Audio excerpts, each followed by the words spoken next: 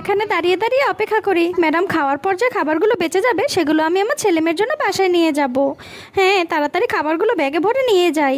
আরে ওই মেয়েটি প্রতিদিন আমার খাবারগুলো নিয়ে কোথায় যায়? আজ তো ওকে দেখতেই হবে। আমি আর পেছন পেছন যাচ্ছি।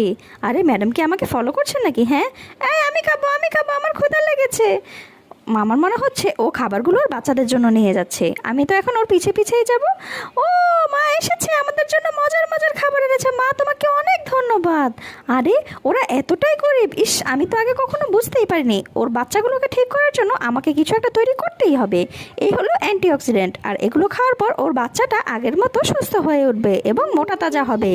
আজকের মতো ওর খাবারের মধ্যে আমি সেই অ্যান্টিঅক্সিডেন্ট মিলিয়ে দিয়েছি, আর এটা খাওয়ার পর ওর বাচ্চাটা আগের মতো সুস্থ হয়ে গিয়েছে।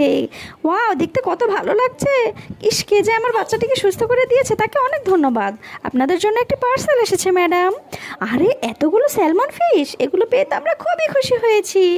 হ্যাঁ, অবশেষে একটি ভালো কাজ করতে পেরে নিজের কাছে অনেক শান্তি লাগছে। ভিডিওটি ভালো লাগলে অবশ্যই আমার চ্যানেলটি সাবস্ক্রাইব করবে আর লাইক কমেন্ট শেয়ার করতে কিন্তু ভুলবে না।